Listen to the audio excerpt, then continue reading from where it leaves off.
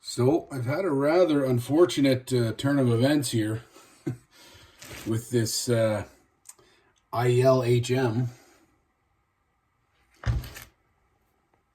I noticed that it had a leaking base gasket. I noticed, when the saw was running, there was actually fuel mixture coming out between the cylinder and the base. So being the type of guy I am, I decided I was going to, put a new base gasket in it. What kind of harm could you possibly inflict on it? Well, I found out that sometimes things are better left alone. I pulled the cylinder off, and I'm learning a lot along the way here. I'll be honest with you. It's a rather interesting setup here. That's the reed. That's the reed right there. There's like a little white plastic on it. That actually moves up and down. There's a spring there that it travels on. It'd be hard to see with all this stuff on the shelf, but yeah, it's all like O-rings that seal it. So I don't know about how well that's going to seal when I go to put it back together. It just kind of sits in there like that, and then is sealed by that O-ring.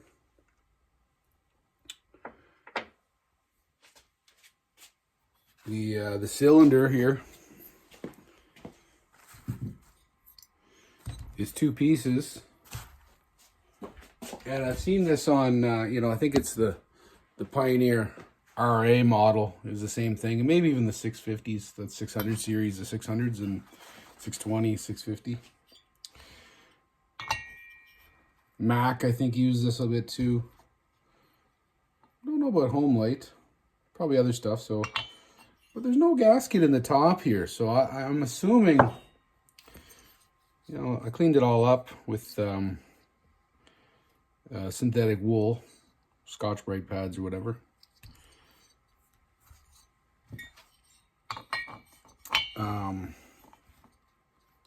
But yeah, there's no gasket here, so when you look on like the parts list, it shows that there is supposed to be some sort of a gasket here. So I don't know if there's like a little seat, like a copper seat or brass seat down in there. That must be the gasket they're talking about. The gasket is a seat. I think that's what I'm gathering here by looking at it. So I mean, maybe some gasket maker in there. I mean, that sounds crude. I don't usually like using that stuff, but if it seals it, then that's great.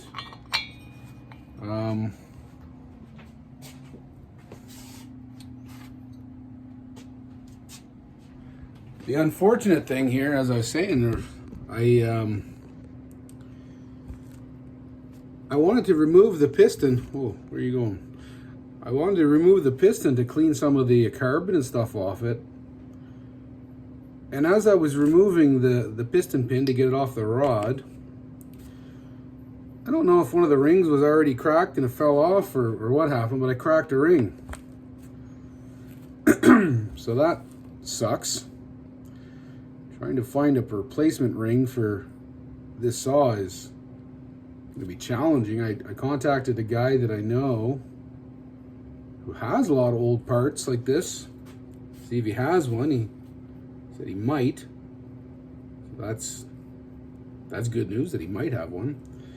But the one good thing about having a broken ring is they're great for cleaning out the groove.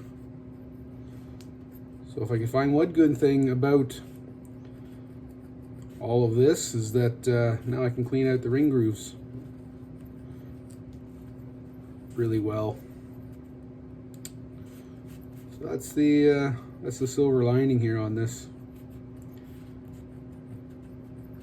And yeah, hopefully you just go around and clean the groove out like that, and then spray it with brake clean or carburetor cleaner, WD-40, whatever. And then yeah, I cleaned up all of the It's neat, eh? How they had a knurled piston. Kind of forgot that these old ones had that knurled design on them. Probably great for retaining the oil. Yeah, I'm just hoping that everything seals back up. See, there's another O-ring here. Oh my god, my tripod is such a piece of crap.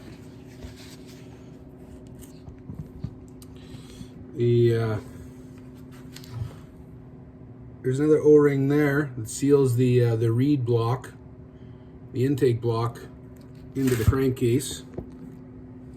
So very simple designed engine, crankcase, drive case, whatever you want to call it.